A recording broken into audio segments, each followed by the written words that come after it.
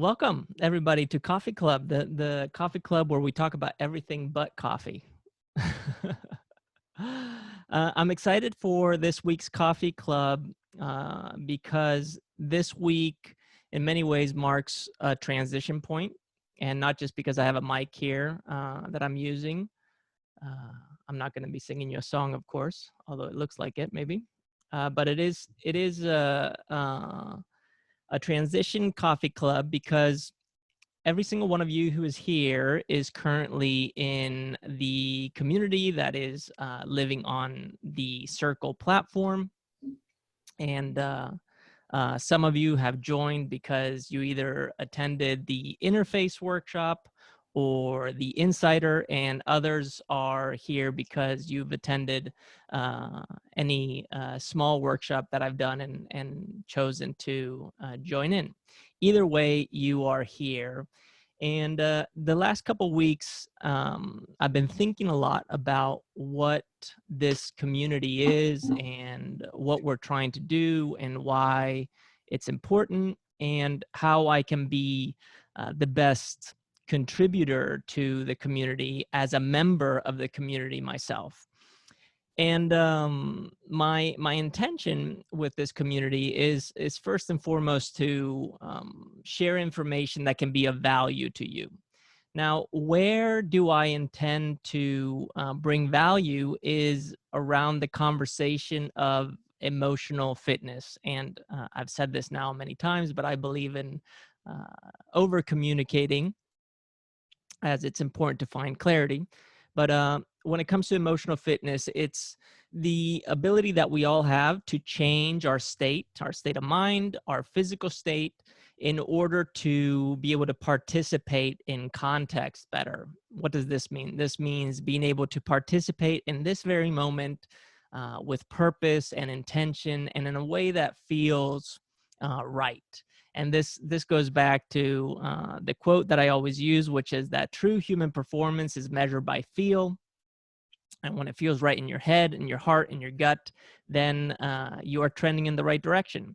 And when it feels right in your head, it's rational. It's what we could call intellectual. When it feels right in your heart is what we could call emotional or passionate. And when it feels right in your gut, that is instinctual. And I think it's important to honor and to celebrate these three aspects of how we perceive and navigate the world.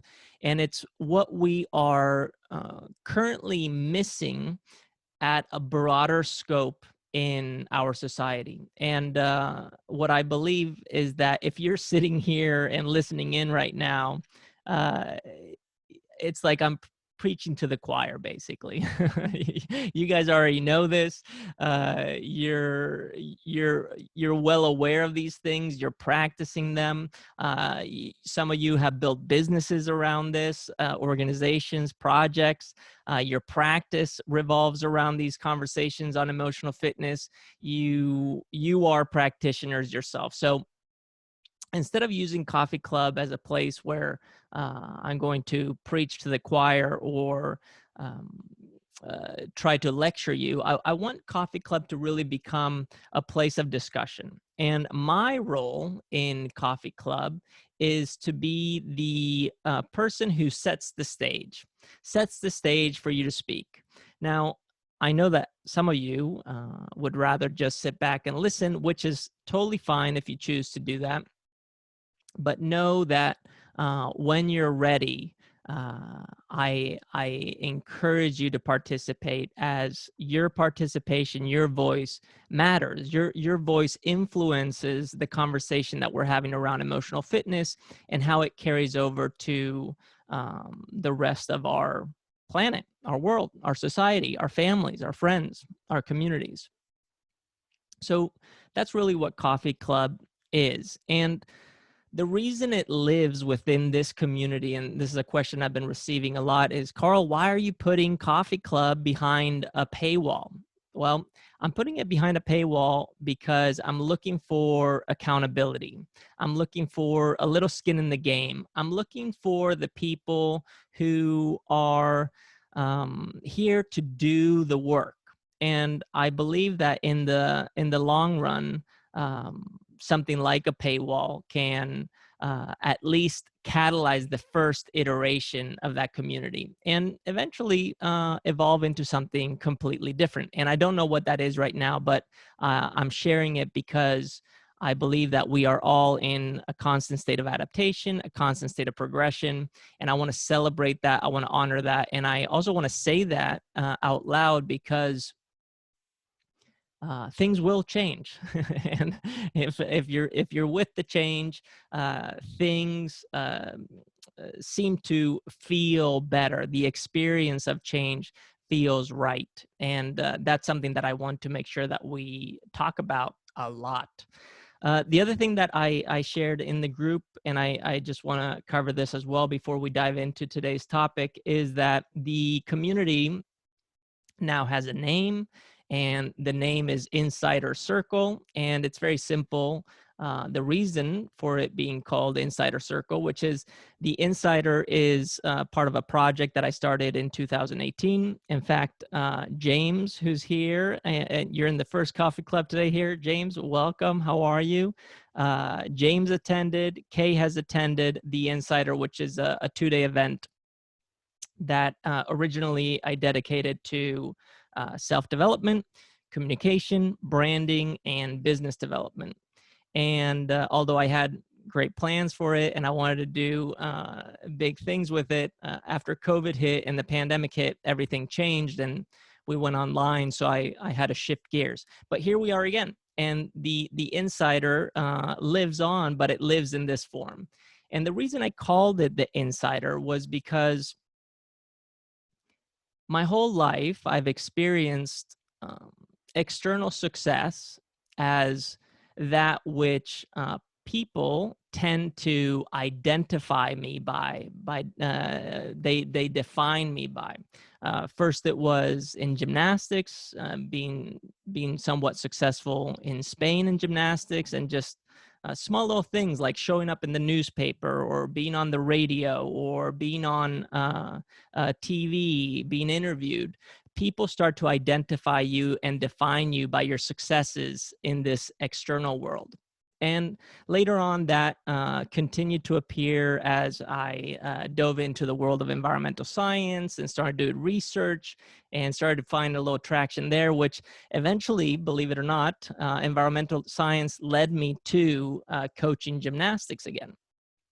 And then coaching gymnastics led me to fitness, and then in fitness, finding CrossFit, and then in CrossFit, somehow being in the right place at the right time with the right information and the right attitude to share what was on my mind and in a way that could add value in that moment. And there, finding a little success again in the CrossFit space specifically, and eventually evolving into writing a book and so on and so forth. And this definition of who I am, my life experience as my external victories or expressions were never enough for me. I never felt like I could arrive. It didn't matter how much money I had in the bank. It didn't matter how much success I had in terms of accolades. I've told this story many times before, but people tend to, when I'm on a podcast, for example, people tend to introduce me as Carl Paoli, New York Times bestseller. And the truth is, I don't even know what that means. Because when I became a New York Times bestseller on paper, I remember going downstairs and I was on vacation with my family and telling everybody that I had just made the New York Times bestselling list. And I think we celebrated for approximately 22 seconds. And then after that, we were talking about something else. It just completely went away. And I didn't even think about it. It wasn't even a thing. Yet people, including myself, define or identify as a person with this title. And all of that never was enough to make me feel inside that I was complete. And this is when the Insider project began, and eventually turned into or manifested into this 2-day event, and now into this community. So that's why it's called the Insider. And the reason it's called Circle is because it's on the Circle platform. As you've seen, circle.so, it's a company that basically does community management software. And that's where I've currently built this community on. So I'm calling it the Insider Circle. It's that simple. And Circle is something that I enjoy because circle time.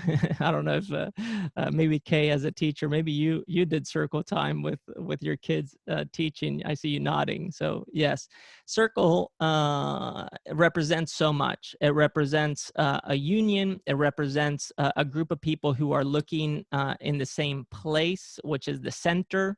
At the core, it's a shape that when everybody is facing inward and can see inside, can also look at each individual. A circle is also the 2D shape that most stuff in general in nature shapes or takes form into. Just look at our planet, unless you're a flat earther. Hopefully you're not. But if you are welcome here too. Let's have a discussion about it. But anyways, yeah, circle is something that I believe it represents what I'm trying to do with this work. And a circle can be looked at as a wheel, something that moves forward. It can be looked as a steering wheel, something that allows us to direct. A circle can represent many things. And that's why I believe that this circle of people that we have right here is special, and it can lead us to many different destinations and conversations. And I'm excited to have those conversations with you. The other side of the Insider Circle, specifically now the community, is in addition to Coffee Club, I am going to be hosting more workshops. And what are the workshops? Well, the workshops are topic specific, meaning there's always going to be something that I'm teaching, professing, sharing, with the intention of guiding you through a process. Something that I've been shying away from for a couple years now is my ability to not only synthesize or analyze a topic, but also create practical applications. And I've realized that I've shied away from these practical applications because I didn't want to be seen as a hacker, a biohacker, a life hacker. I wanted to do something that was a little less gimmicky.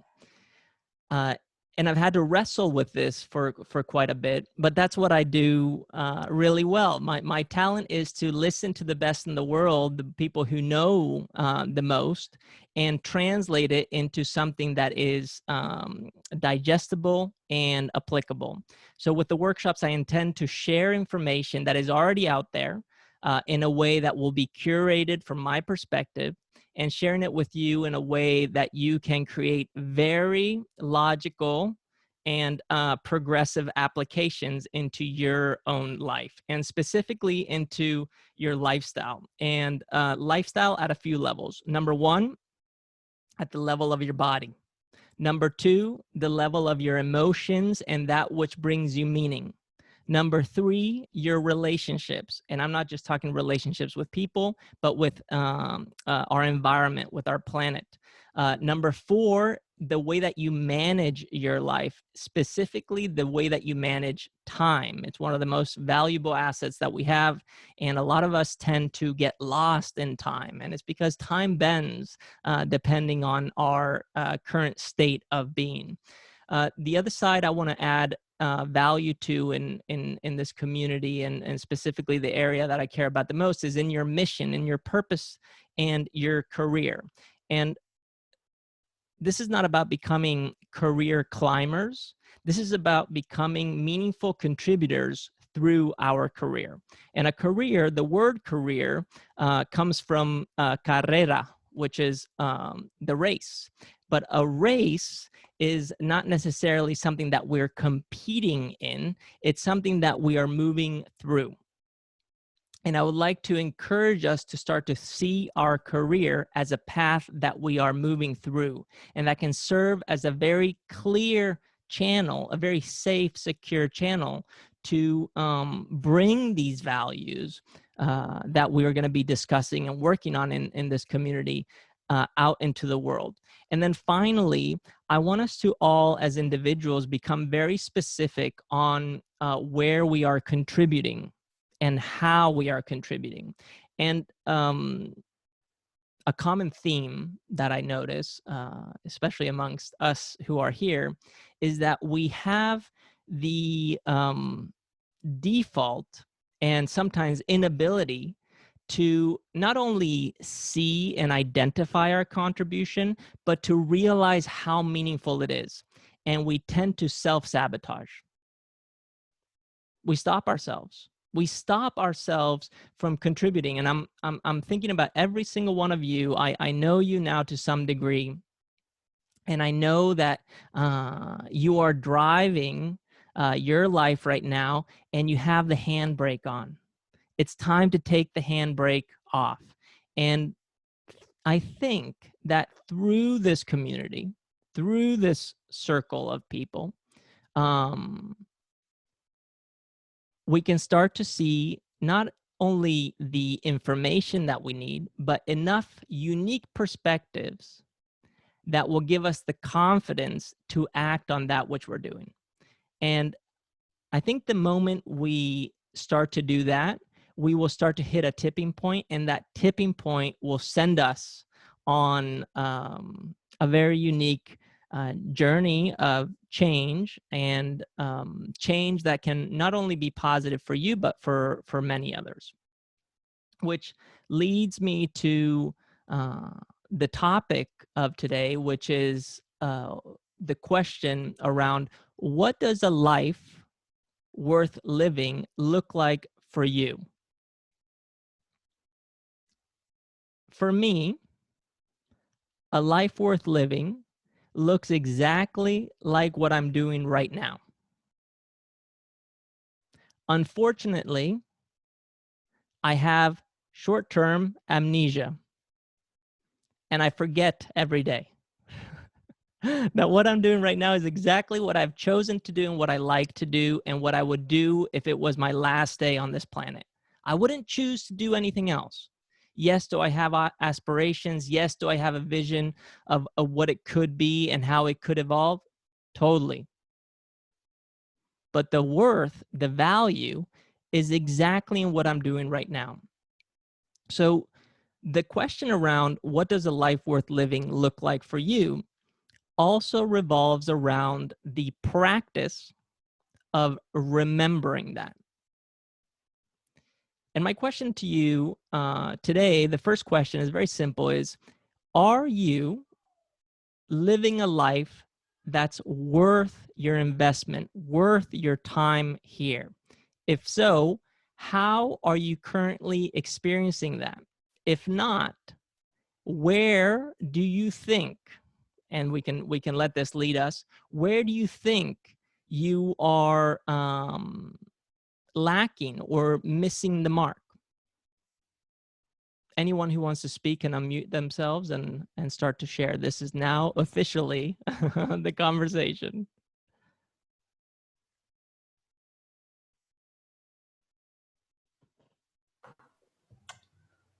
I'll go, I guess. I guess what was coming up there, Carl, is you were saying that it's like, okay, I'm kind of just going off like what first like my gut instinct was there, and it just felt like almost um your question was, okay, are you living like how you want to be, or is it like, I don't even know how to re-paraphrase what you were saying, but essentially for me it feels like no, but due to a lack of commitment. I'll start a million different things. I feel like I like just feel like I'm standing in fog chasing shiny things constantly, right? And it's just like, oh, there's a new shiny thing, like it, and I just don't finish things anywhere near as often as I should. Like even in the interface program, I never kind of submitted my final kind of like project for it, I guess is what we called it. And it's just like, yeah, I'll start a million things, but I'll finish maybe one or two. Mm-hmm. Yeah, thank you for sharing that. I think I can relate to what you're saying, Dan, because I'm also a very good starter, and I tend to have a hard time with finishing. And I'm going to share something and see if this resonates with you and resonates with the group. One of the reasons I tend to be bad, so to speak, at finishing is because I get bored. And all of a sudden, the stimulus of doing the same thing every day doesn't give me that that sense of satisfaction that it originally did. And I've learned that the best things I've done in my life are the ones that are boring. For example, I just became a grandfather. I don't have enough gray hairs. But I am a grandfather. And I'm going to tell you, being with a baby is pretty boring. He doesn't do much. Just sits there, goes goo goo gaga, and then sleeps a little bit, takes a poo poo, you change the diaper. It's very boring. But guess what? I love it. I'm obsessed with it. I'm changing my whole life because of it. Still boring. The other thing about finishing that I've struggled with is that I consider myself a perfectionist. I think I need to stand out and be special and unique. When in reality, finishing is about a repetition. And until you complete a repetition, you do not get the feedback that you need in order to get to the next level. Completion. Remember, we've talked about success here before, and success being the completion in a way that allows for succession, a string. So it's noticing what story are we telling ourselves in regards to that completion. Maybe you didn't finish the interface project because you thought it had to be to a certain standard. It doesn't. It can be what we call in Spain a chapuza, which is just a half-ass construction job. It's still livable. Now, can you make updates? For sure. The other thing for me that's scary about finishing is that finishing to some degree means that it's over. And when it's over, I need to let go. I need to detach. And just like in Buddhism, the thing that brings us suffering and pain is attachment. Now, connection is something that's important. It's important to embody. It's important to relate. It's important to be with something. But attachment to the point of being boxed into your identity through that relationship, that's what creates a problem. So it's practicing letting go, detachment. And those are some things that come up for me when I think about being a finisher. And when I'm able to finish, even if it's the smallest task, just like this, like saying, we're doing Coffee Club June 5th at 11 a.m. PST. We're going to do it for an hour. And when I'm done, I will have completed something. Maybe it wasn't perfect. The conversation wasn't great. Maybe I didn't do a good job at fully including people, but we did it. We completed something. And so far, there's nothing that I've completed that I've ever felt disempowered by. I may have felt dissatisfied, like I could have done better, but I've never felt disempowered because I completed it. I crossed the finish line. Do I deserve a medal? Maybe not. But I know that I can do it. And now that I know that I can do it, I can continue to return, which is the remembering. It's the practice itself. Does that resonate with you or with anybody in this group? Phill, go ahead. Yeah, very much. Especially because I also consider myself a perfectionist, like you said. And I experience this very often in my video productions, because I think I already said that a couple of weeks ago when we first joined the coffee club or something. I have many visions in my head, especially when I'm listening to music, and I have so many ideas. And each and every time I want to create something, I have such a high standard, or set such a high standard for myself, that I often stop myself from doing it, actually, because I'm afraid that I will not live up to my own standard. And even though I know that I'm missing a lot of opportunities, and maybe some success, or whatever you will call it, I'm still not doing it enough. And this is my process also right now, because I told myself that in 2021, I will just do more and focus less on doing it perfectly. And yeah, I'm still beginning, so to say, but it's a very hard journey to to realize that, and to put it into practice. So Yeah. I totally totally resonates with me. Yeah. That's why the conversation around less is more is key here.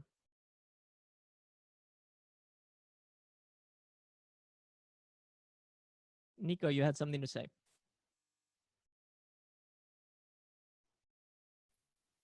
I was just saying that also resonated with me.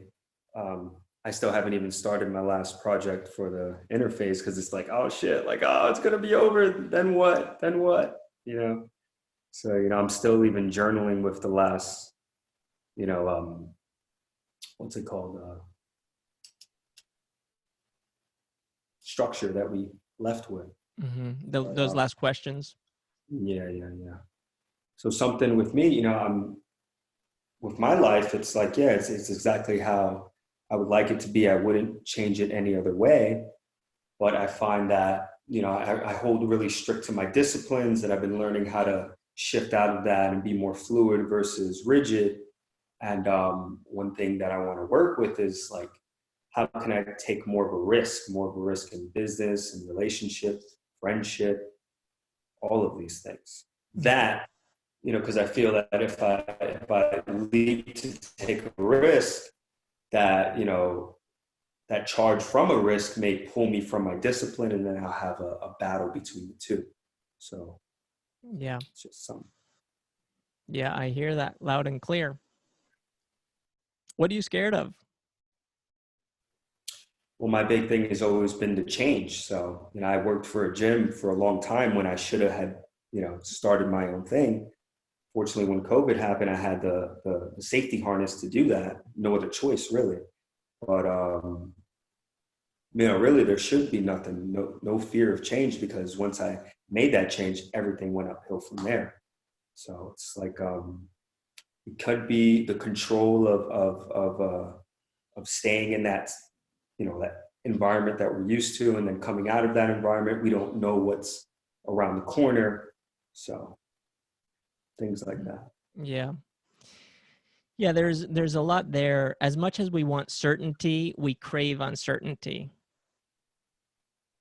We want to be surprised, but we'll never be surprised unless we try to act on it. The certainty is comfortable because it's like coming home.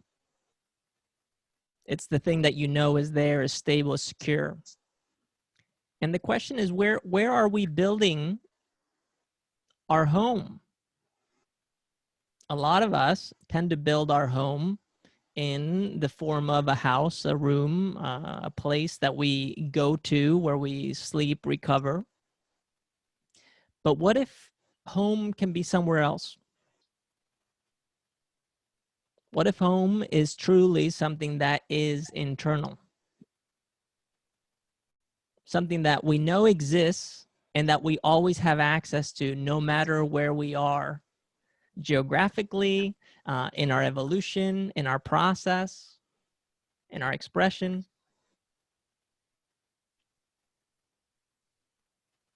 And when I say what if, what I'm really saying is that it is there.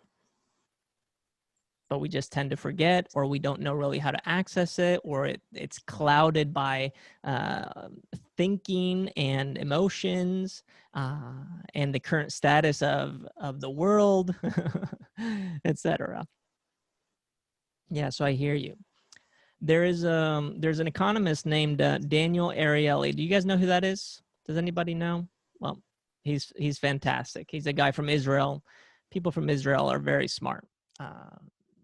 They produce amazing thinkers. Well, this guy's an economist, and one of the things that he teaches and really helps people understand that know nothing about economy is that economy is a representation of our current social status and the flow of what's happening socially. And this guy, Daniel Ariely, he when he was younger, he had an accident where I think he burned 80% of his body. And he spent 6 to 8 months in the hospital. And every day they, when I say they, I mean the nurses and doctors had to come and check on him and then change his bandages. And back then, when he was in the hospital, they used to do it very slowly. And it was very painful. And he would say, can you just rip it off? And they would say, we can't rip it off because if we do, your skin is going to go with it. Now, 40 years later, all hospitals that work with burn patients who have suffered severe burns, know that when you change the gauze, it has to be ripped off as fast as possible. It has to be really quick. And the reason is because although it's painful and acute in the pain at first, the skin does better in healing, and it leaves less scars. And it produces a reaction, a response actually from the body that says, go and heal that area. And that level of stress that comes from that quick removal of the gauze is what allows burn patients to heal quicker. And I'm sharing this because a lot of us are a little afraid of pulling the trigger and ripping off the Band-Aid, which can be saying, I have an idea right now. It's not perfect. I'm just going to execute on it. I don't care how it's going to turn out. I'm just going to do it. And the moment I do it, I will at least have completed one repetition. And there's one thing that is continues to repeat itself in my life, and I think when I say this, you will agree that it's happened in your life too, is that there's been nothing that I've learned or done in my life that hasn't added value to my current state of being, performance, expression. Every single little bit. The question is, am I able to see the value that it's added? Am I able to integrate that value? And am I able to express that value in my current state of being? This is the hardest part. But unless we do the repetitions, we will never really get there. So we need to rip the Band-Aid off, and it has to be quick. And that vigor, so to speak, is going to create a response that is going to elicit what you need. And we don't know what that's going to be until you do it. So with that, are you kind of just saying here, just do the thing, do whatever it is to a completion to get the rep and go with whatever happens from there? Yeah. And this is not being reckless. This is being a cautious risk taker. In gymnastics, for example, you do very risky moves, but the progression towards those risky moves have a ton of caution. But the only way that you can exercise caution is through experience. You would never know unless you tried it. Same goes with free running. Same goes with any craft, painting, movie making, poetry, starting a business. I mean, look at Elon Musk. Whether you like what he's doing or not, he believed in making this species an interplanetary species. So what does he do? He starts a space program, knowing that his rate of success was less than 4%. In addition to that, he invested all of his personal money at first before he got a contract with the government.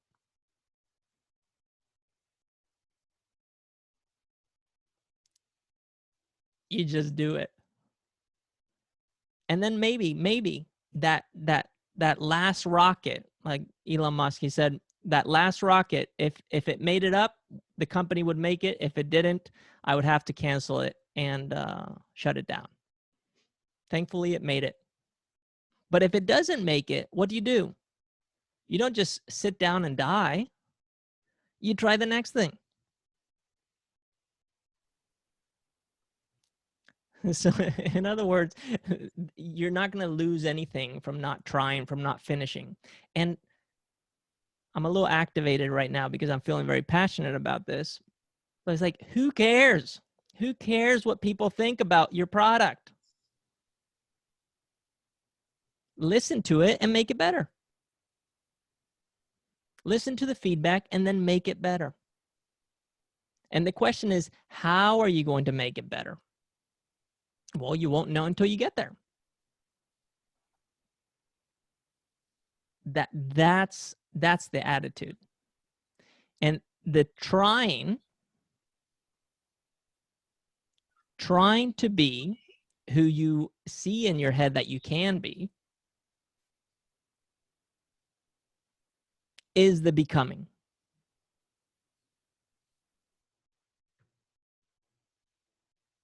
And becoming is the progression.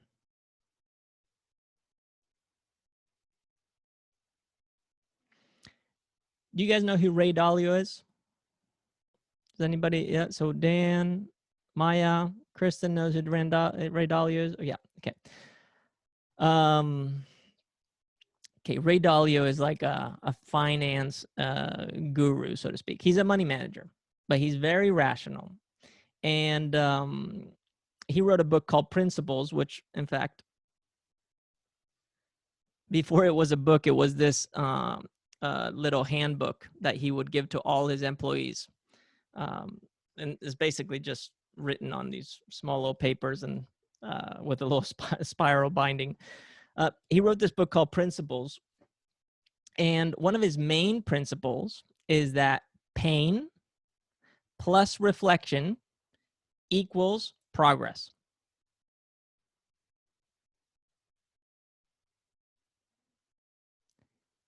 Action will come with some discomfort, with some pain, whether it's mental, emotional, or physical. That pain, if we can see it as an opportunity to simply notice what is coming up for us, now we can enter into reflection. And how do we reflect? Well, it can be through journaling, meditation, conversation. And when we are able to come to a conclusion as to what that pain was trying to tell us, then we will see progress, whether it's simply, oh, I feel better, or now I'm applying it to my progression. And that right there, that evolution, that adaptation, that's the thing that will continue to fuel your fire to be a finisher, to be somebody who continues to do, somebody who can let go of what other people are thinking, somebody who is detached from the outcome, but connected and aligned with the process. Kristin, I see your hand is up. Did you have a question or is that an accident? No, I was going to say something. Can you hear please. Me? Yes, excellent. Oh, okay.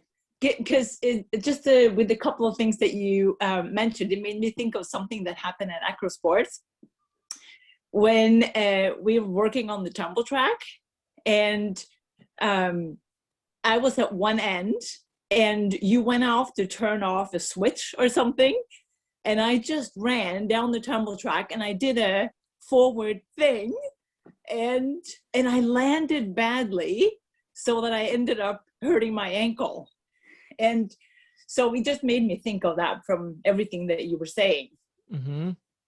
Yeah, I actually remember that. And what was the outcome of that? What was the lesson? Well, I'm not going to give up. You know, I'm just going to keep trying. But maybe just make sure that you were there, like the next time, so I didn't do it with you being off in the distance, but having your support maybe be a little bit closer. But in a way, like when I think back on it, it made me feel like, oh, well, that was a little bit brave to do, because I did it kind of without you being there. Mm-hmm. So it's a little bit of a mixed thing, but it stands out. And yeah, 100%. So it's a great conversation. So something I'm going to share something here.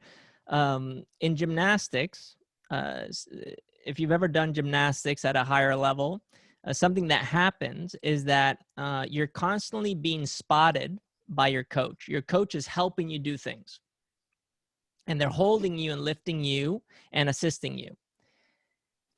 And this spotting, although it's very helpful for the gymnast to learn new skills, can become something that the gymnast is dependent on. So even though the coach is not spotting a lot, just there, standing there, the gymnast needs the coach to be present and doing the act of holding, even though they're not holding, not even touching, in order for them to do the move, whatever move it may be. And when the coach is not there, something that you start to see is a lot of gymnasts hit this mental block. And one of the things that you have to do as a gymnast to be able to break away from that is to what people in the action sports world say, which is you got to send it. You just got to do it, and you got to chuck it, even if it's poorly executed. You have to take the risk. And yes, you may roll your ankle like you did, Kristin, but that doesn't mean it's the end. It's a sharp, acute new beginning to a reflection process that's going to lead to a better execution. And what's the simplest way of doing this? Well, it's by practicing regression. And what is regression? Well, regression is progression. Regression is taking some steps back and saying, oh, you know what? You rolled your ankle doing this more advanced movement. Let's just step back a little bit, build your confidence back up, but let's maintain, remember, use, integrate that idea of chuck it, send it, go for it without the assistance of this illusion of support that can be a coach being there for you, and allowing that to take you to the next level. And this, Maja's just saying it, it's a false sense of security. It's a false sense of security that is in our mind. And what is it that we need to start practicing? Trusting. Trust that what you have is of value. And learn to trust it by getting feedback, real feedback. And when getting the feedback, asking yourself, is the feedback that I'm getting right now a true reflection of what I'm doing? Or is it a reaction of my environment, specifically people? Srah, what do you have to share? Yes, I wanted to share something that I was thinking while Nico was talking. And that adds to what you just said, and Maja mentioned with the false sense of security, because Nico, I have the illusion to know how the situation in which you're in, wait, people are changing its spots, it's hard to see you, of having this idea of a sense of security in a frame of a job or a relationship. Job is also a relationship. that makes you feel safe, and like, you know, you go there every day, there is no changes, people know you, you know the people, you know how much you get, you know when your holidays are, blah blah blah. But even in this frame of false security, I call it false security because it's not giving you the freedom that you're looking for in many ways, maybe in a certain amount of mental attachment, but not from a perspective of your true self. And I mean this in the most rational way and not so much, no? And the interesting thing is that even if you was in a cage for 10 years, and you thought there would be no change, you're still changing, because change is the only constant thing that is happening during a timeline. So if you say, now that I'm getting out of it, I feel insecure because so much changes are coming, what if the illusion of the safety zone can be now just changed by looking through a different lens, through saying or acknowledging that maybe the change is the safety zone? Because now that things are evolving in a way that you didn't know which day, whom, how you're going to get your money, you can radically, like the strap of the, you know, the thing he was explaining, radically choose to just say yes to things that are more aligned to who you want to be. What if the safe zone now changed to the real safe zone? And what if the change becomes fun now? Because before you were in the safe zone, but change were happening, but there was no space for you to expand. So maybe now it's just like you're at the sexy place. You can do and move the way you want to move. And this is pretty cool, actually. You know, so maybe that your safety zone is just happening now. Maybe you're safer than you ever was because it's you deciding. Mm-hmm. Yeah, I couldn't agree more. I mean, transition is where the magic happens.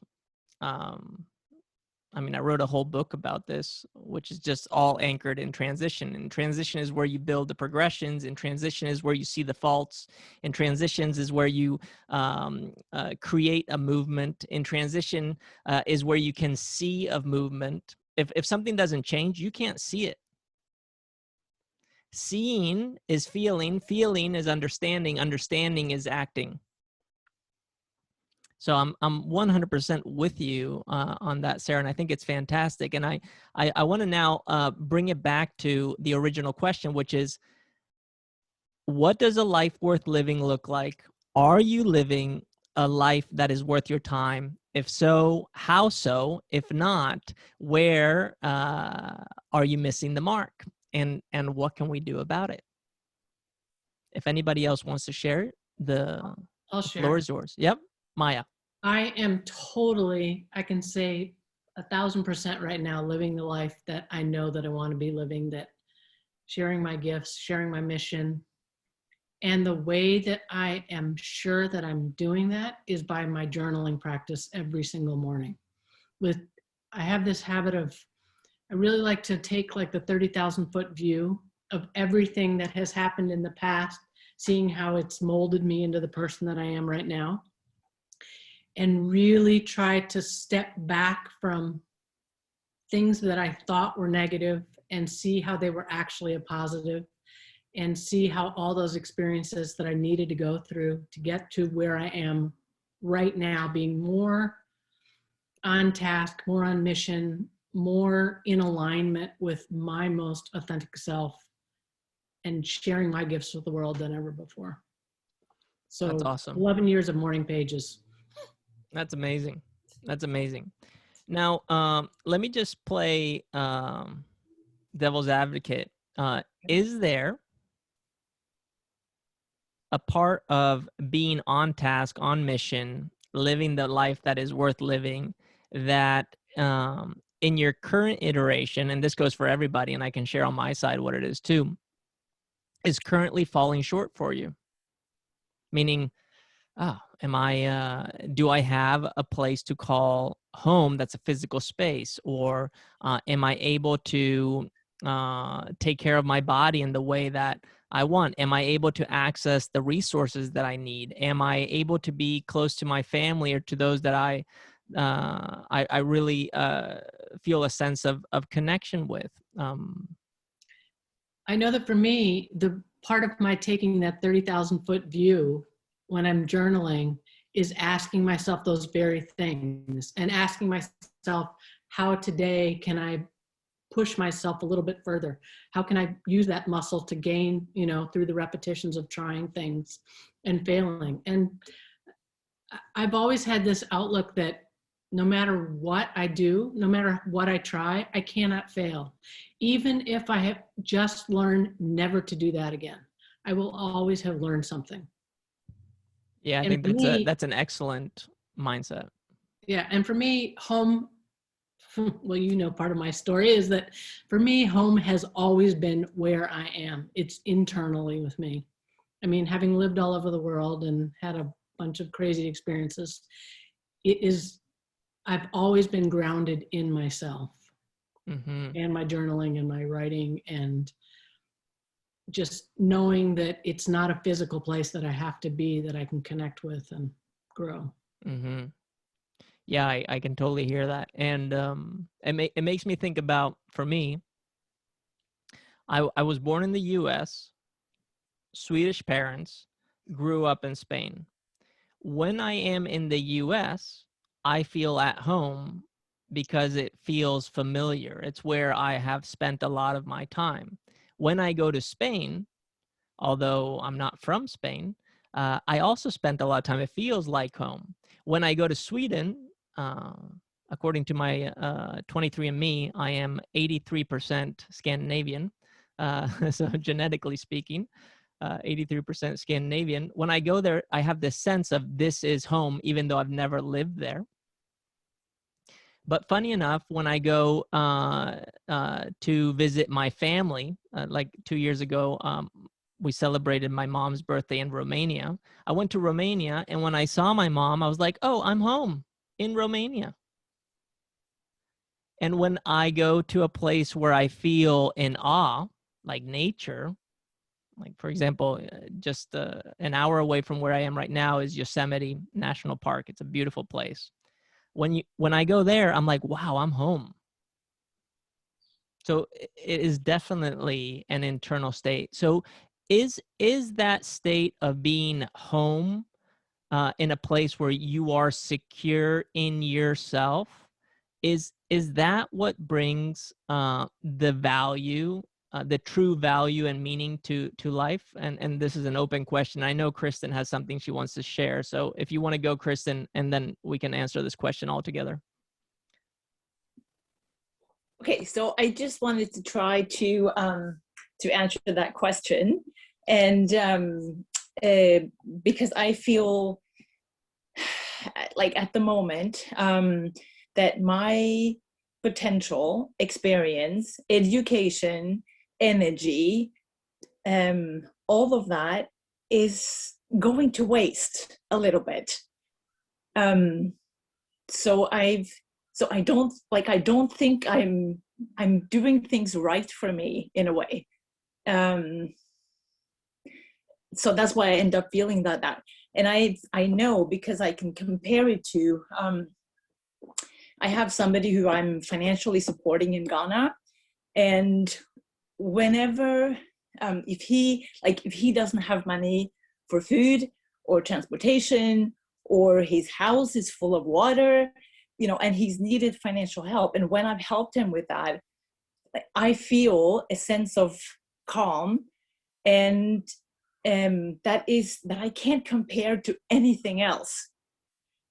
So that makes me feel like, well, this is what I need to be doing more of, and I can't quite find that same like feeling when I'm doing other things. But like, you know, that I'm a coach, I am working with people, I'm teaching classes, I'm doing all that, and I feel like it's doing something for the people I work with, but I personally don't get the same feeling from that.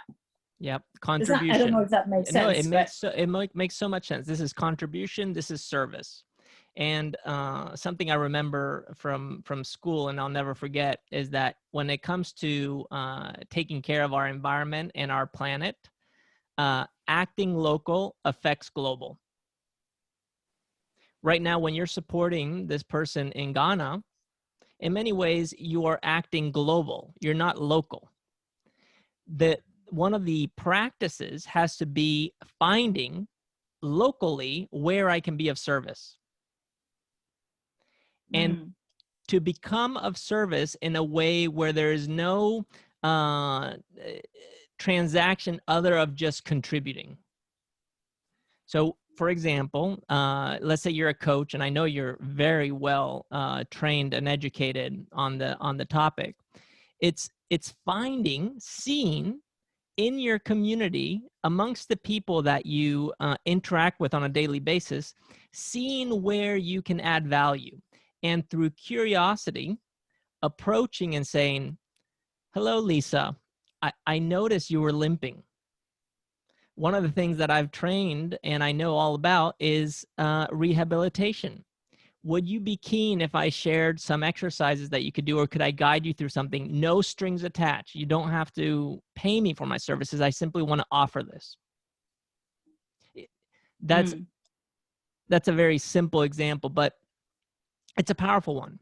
And the more you become of service to people, contribute to people through the value that you have, that is not something that exists on paper, but through your energy, through your emotions, through your meaning, through your skills and talents, you become a never-ending resource for others. And when you become a never-ending resource for others, people want to throw themselves at you. I've shared this example many times.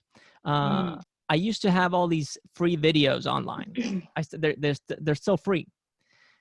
12 years ago, military service who were deployed in Afghanistan couldn't get access to good Wi-Fi, so they couldn't watch the videos. So they asked us to, they asked me and my business partner if we could burn a DVD for them and send them the videos that way. So we did. And when we sent those DVDs that way, they got them. But in the process of doing that, we realized that it was more cost effective to burn more DVDs. So we had 100 of them, right? So we produced 100 DVDs, and we're like, what are we going to do with the 99 remaining DVDs? Well, these videos are already free online. Why don't we put them online and say, if you want this DVD, set your own price. At first, people were like, oh, I'll just pay for the shipping cost. Okay, great. And then eventually they're like, oh, I'll give you $10, $50. Somebody even paid $500 for a DVD with content that already lives online. Okay, free online. And eventually what happened was Rogue Fitness, if you're familiar with them, they manufacture and sell equipment, gym equipment. They reached out and said, hey, can we be a distributor for you? They ended up buying 1,000 DVDs from us of content that is already free. And it was simply because we were trying to serve the people that were asking us for help. So start to see where people are needing help. Start to notice and open yourself up for people to request your help, and then give them all your best shit for free. You see what I mean? That's the key. Then eventually, of course, you have to create structures. This is part of developing a business. And building those structures is what eventually allows you to create like a body that has a heart and veins and arteries that allows you to flow the blood through the whole system. You have mechanisms of exchange, just like your lungs. Take oxygen, exchange it, put it in the blood, combine it with nutrients, and through metabolism, allow you to produce energy, and that energy being the fuel that moves you. But if you don't know where that energy is in you and how it can be deployed, you have no business developing a structure. And the moment you start to contribute there, that's the moment you start to feel that value, that worth. And I'll tell you this, nobody's going to let you end up under a bridge or broke or go hungry. People are going to come to support you and going to want to hold you up. Thank you for that, Carl. You got it. We got to start seeing that. And we got to start believing in it. And the only way we can believe in it is by acting, by doing, by taking the cautious risk of, like we were talking about earlier with Dan, finishing. And guess what? You may be rejected, but that rejection, that no, is not a reflection on your abilities and your worth. It's maybe a boundary. It's maybe a current state of being that they are in. No problem. I still love you. I'm still here for you whenever you're ready. And people won't believe you because they'll be like, you probably have an agenda. That's not your problem either. If they want to believe that, that's fine. Keep doing your job. Keep contributing in the best way that you can. And you'll feel that sense of fulfillment all the way through. Madalena. I was actively, like a million things going through my mind, because the theme you brought today is really, it really resonates, but it's hard, still hard to talk about it, because I didn't create a distance from the most recent events. So, but I do for different reasons. But I understand what Kristin says, because I really feel more or less the same. Now I'm really not knowing how to contribute, because more than being in a transition, I feel more in an intermission. So, and it's more difficult to deal with it and talk about it. It's not, well, at least not now. I have to create a distance to, I know in my mind what I think about it, but talk about it, it's not a good moment, I would say. Yeah. But so basically it's what I wanted to share, because I think this conversation was really, well, it was great, but quite, for me, it was about, well, what can I say, intense, but good, of course, in a good sense. Yeah. Thank you for sharing that. And let me tell you this. Think about what you do if you're at a show and you're in an intermission. You go out, you get a snack, you talk to people about how cool the show is or how bad it is, and then you go to the bathroom, you relieve yourself, you maybe wash your hands, your face, you get kind of ready again. The intermission is where life happens. It's the reading in between the lines. It's where the true intelligence is. And when you speak and I hear your voice cracking, all I see is somebody who cares deeply. That's what I see. And somebody who cares deeply is somebody who will act in the most responsible ways, and is able and willing to hold the space for all of those emotions, all of that processing, without judging it, simply allowing it to be what it is. And by speaking your voice right now, what you're really doing is you're acknowledging that that's where you are. And in acknowledging that that's where you are planting a foot on the ground and thus taking a step. And every single message that you have sent me over the last month, that is contributing to me. That changes my life. You are a huge influence on me. Okay. And it's important that you hear that and know that, because Your influence on me affects everything that I do. Every single little bit, including the taking care of a baby, like a grandbaby, building my future, creating my visions, having a relationship with all the people that I care about the most, developing this community. Your voice has that power. Yeah. Okay. Well, this community is surely important for me. It's a strength. Well, it's still, in my sense, how can I put it? Strange is not the right word, but I think you understand, of having a community, because it's something that with our development, I think the big cities, the loads of people together, that sense of community, in fact, it's like a paradox. It's being lost. You have lots of people together, but you have no communities. Everybody is doing his own thing without looking to the side and seeing if there's some contribution to the community, you know? So I think this kind of community, which is, well, we are in different parts of the world, that thousands of miles distant, but it is a community, and it's a new kind of community, and I think it's a good thing. You might, when you're not in it yet, you might think, how can this really work? But then it really works as a community, and it's great to feel that and to be part of that. Well, and I thank you for being here. Okay. Excellent. You're thank you for expressing yourself so clearly and courageously.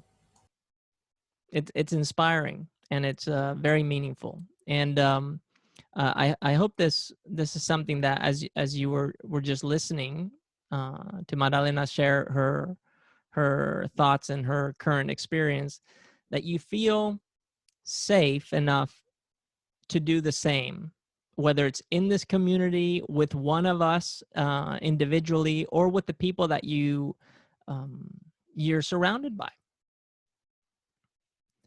And that you continue to do that, because that right there is what makes life meaningful, and it's where you find the true value.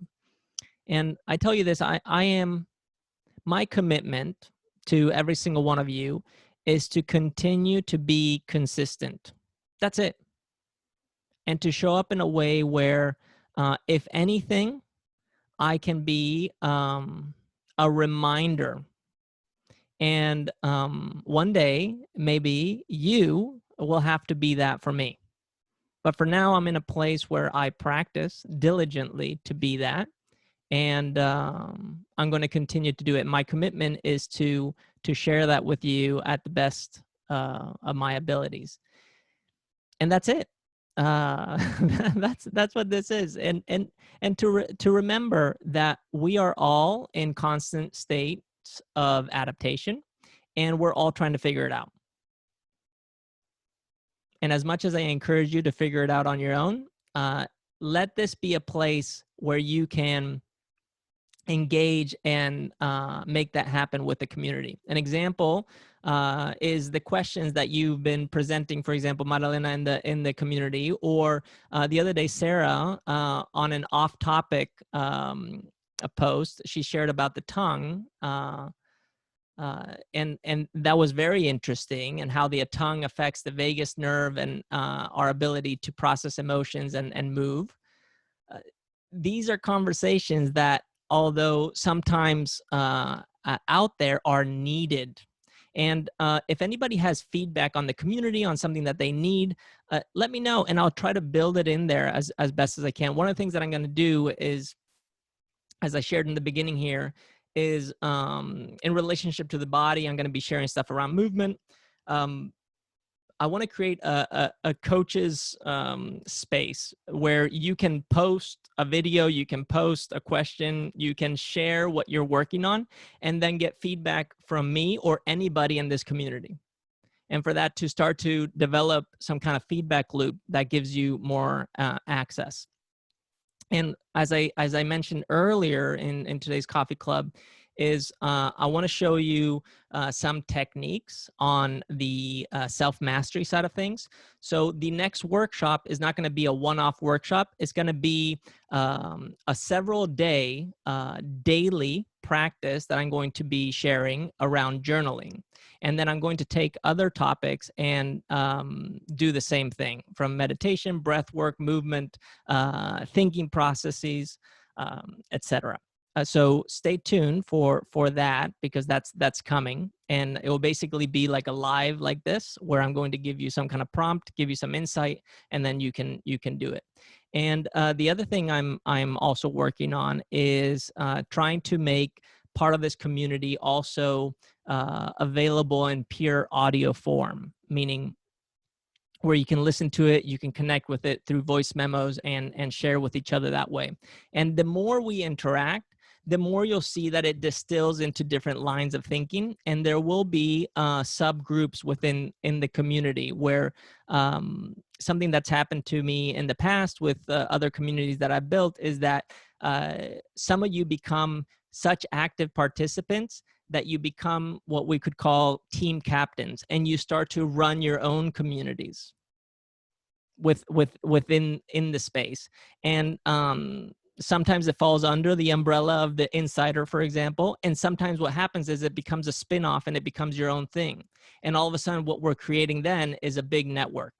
And I'm thinking about Phill. I'm just looking at Phill right now. And I don't know how your GoFundMe is going for your movie, for your film. But eventually what ends up happening is that a community like this can fund your projects. And I want to make that available eventually. So anything that you're doing, I'm looking at Kay right now, and a few months ago, she put out a poster with a poem that she wrote in collaboration with an artist, a visual artist. And I would love for every single person in this community to be able to support Kay and buy one of those.